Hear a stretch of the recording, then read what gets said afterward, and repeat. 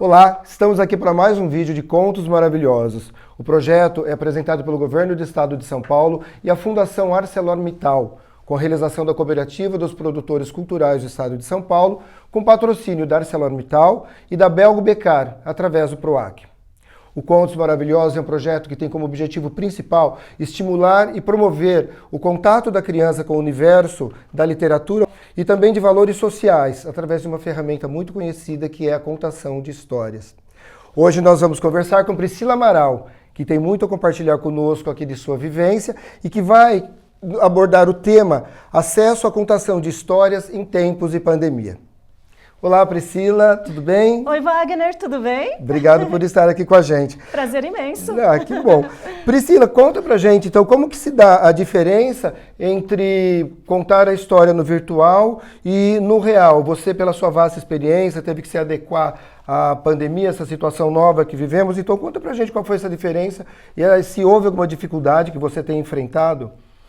Wagner, eu fui perceber essa diferença agora, porque eu voltei a trabalhar faz uns 2 meses em um parque, no Parque Oriental, lá em Ribeirão Pires, e aí que eu percebi, assim, porque é diferente. É como no teatro, você precisa ter aquele encontro, é o olho no olho, e aí você vê que conforme a recepção do grupo, que às vezes são famílias ali com as crianças, aí tem histórias que você conta, eles riem, e aquilo você vai dando uma cor conforme a recepção. Às vezes você vê que se emocionam, você se emociona também, então parece que o público vai te orquestrando também, assim como no teatro.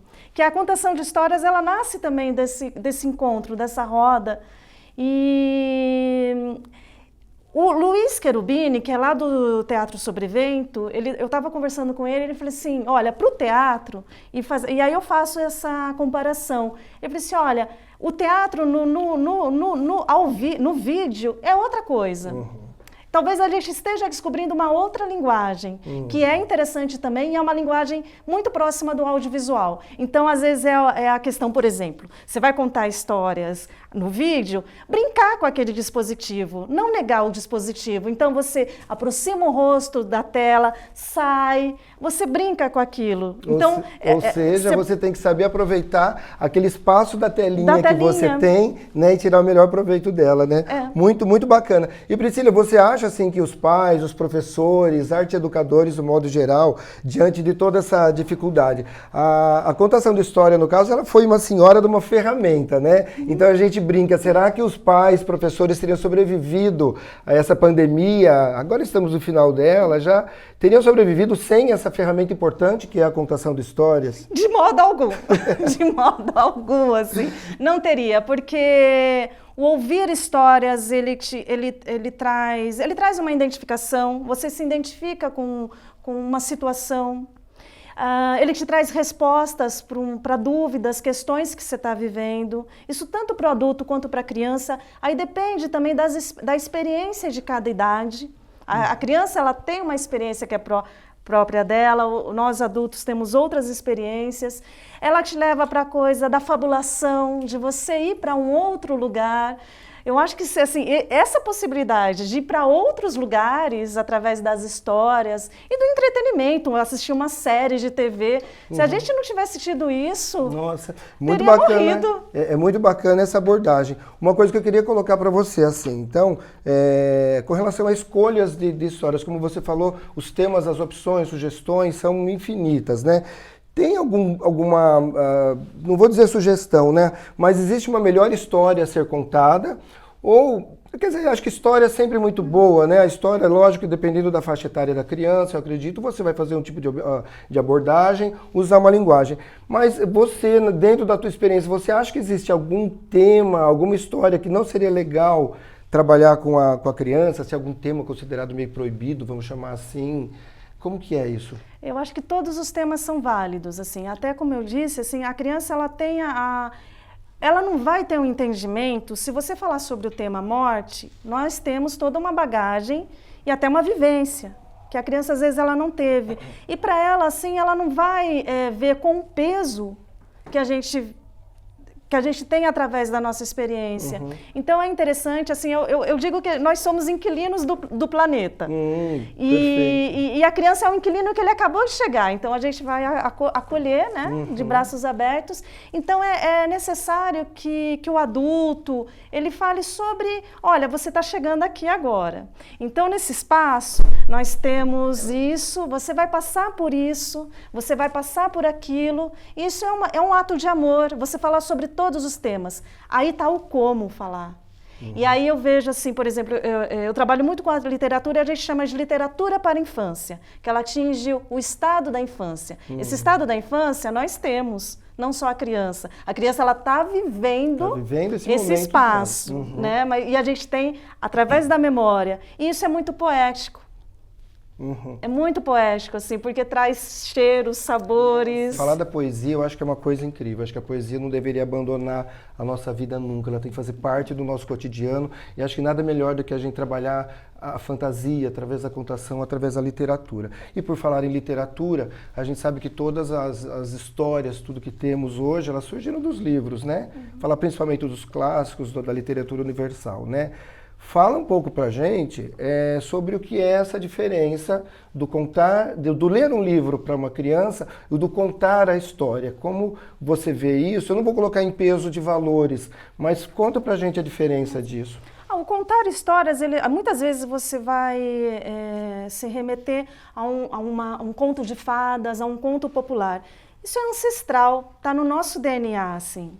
Então, e os contos de fadas, você pesquisando, você vê que ele tem uma questão um pouco polêmico isso que eu vou falar, mas um pouco de autoajuda. Você tem uma questão, e é necessário que haja o final feliz.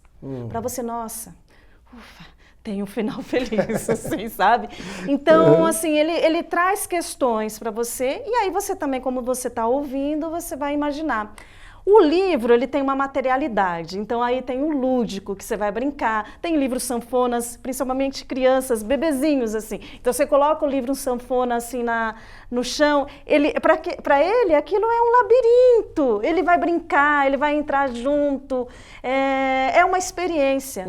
Embora os dois são uma experiência, mas eu acho que tem a questão do tato, que é através do livro, que você pode brincar com essa materialidade do livro. Ele já acaba tendo dando um valor real àquele objeto, sem saber do conteúdo, mas ele já acaba tendo uma vivência com aquele produto, aquele objeto, aquele brinquedo, que é o livro, e estabelecendo com isso uma relação de respeito, que isso vai futuramente se transformar num valor assim sociocultural fantástico para ele enquanto pessoa, né? E os pequenininhos, eles estão muito numa fase assim, a comunicação deles se dá pelo tato, né? Sim. Tanto que você vê, eles querem mexer em tudo. Mexer em tudo, levar tudo à boca, né? Sentir sabor, a comunicação, verdade. É a comunicação Nossa, deles. Isso é perfeito. E agora, Priscila, uma última pergunta. Agora nós estamos nesse período de pandemia e tal. Nunca tivemos tantas atividades virtuais, né, no mundo, eu posso falar assim, e né, a nossa vida se transformou e tudo mais. Então, as atividades culturais, artísticas, recreativas, muitas foram virtualmente, né? Você acha que, na tua opinião, né, eu já tenho a minha opinião a respeito disso, mas você acha que houve uma saturação desse excesso de atividades virtuais? Ou agora estamos aí prevendo, estamos já, né, no advento das aulas presenciais novamente, vamos acreditar que tudo vai voltar ao normal. Você acha que houve uma saturação da contação? Você acha que isso pode permanecer? Você acha que o virtual veio para ficar? Ou que ele vai... As atividades presenciais vão voltar a ganhar uma força? Como você vê isso? Eu vejo assim, as pessoas estão cansadas de estar em casa, então você vê essa... Agora que está tendo essa reabertura aos pouquinhos, você vê que as pessoas querem sair, querem pelo menos olhar outras pessoas, assim. Eu acho que assim, é uma outra linguagem, que às vezes você vai querer em casa, e isso é muito legal também. Hoje a gente está mais ativo no que a gente assiste. menos receptivo. Você vai você escolhe o que você quer assistir. Então, eu acho que vai ser a partir daí, eu quero assistir uma contação de histórias. Então, você vai escolher o canal, o contador de histórias que você gosta. Eu acho que vão continuar. As duas, os dois meios, assim, tanto o presencial quanto o virtual. Mas eu acho que por um bom tempo a gente vai ficar um pouquinho, enquanto puder, pelo presencial. Priscila, nós sabemos que todas as histórias que nós ouvimos e transmitimos, elas partem de um livro, em geral, né? Tanto da literatura universal, do nosso folclore nacional, que é riquíssimo, né? E você, que é uma pessoa que lê bastante, tem sua profissão na contação de história, fala pra gente um pouco do que você vê da diferença entre se contar uma história ou se ler um livro para criança, o contato dela com o livro. O que você me diz? Tem uma diferença, porque assim, você, ao fazer uma mediação de leitura, que a gente chama de mediação de leitura, o contar histórias com um livro, ele tem uma materialidade. O papel, a capa, o formato são pensados, principalmente em livros ilustrados, que são muito para a infância. Eles são pensados como meio de narrativa. Às vezes um livro sanfonado, a criança brinca com aquela materialidade. O contar histórias, muitas vezes você vai contar contos de fadas, contos populares, e aí isso é ancestral, está no nosso DNA. São histórias arquetípicas e simbólicas.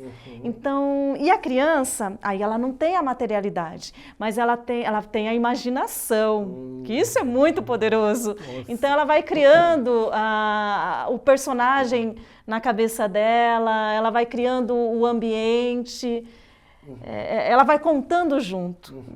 Mesmo que ela esteja só ouvindo, ela está contando junto. Nossa, muito bacana. E a gente sabe que hoje no mercado existem muitos livros que são laváveis, tem livros que a criança gosta ela tem vontade de morder o livro, de brincar com o livro. Então eu acho bacana essa relação que ela estabelece com esse objeto, que ela não sabe ainda muito bem do que se trata, mas ela já estabelece uma relação de respeito, eu acredito, com esse objeto. Ele passa a fazer parte da vida dela.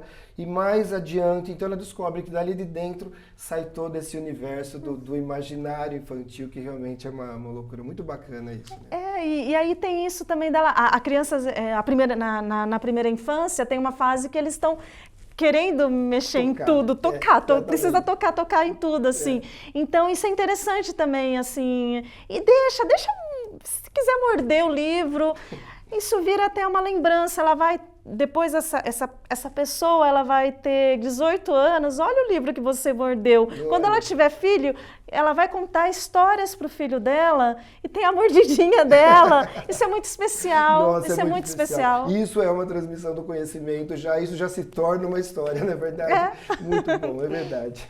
Nossa, Priscila, muito bom falar com você, muito legal esse sabor que você deu. O tema é bastante abrangente, nós poderíamos passar a tarde toda aqui falando sobre isso, né? O tema realmente é delicioso. Agradeço demais, Priscila, a sua presença por estar aqui conosco, né? Então, agradecido a Priscila aí, tá? Agradeço também a presença de todos vocês que estão nos assistindo. Espero que tenham gostado muito desse conteúdo, tá? Peço para vocês se inscreverem no nosso canal, ativar ali o sininho para acompanhar os nossos próximos vídeos, tá? Então, obrigado a todos e até uma próxima.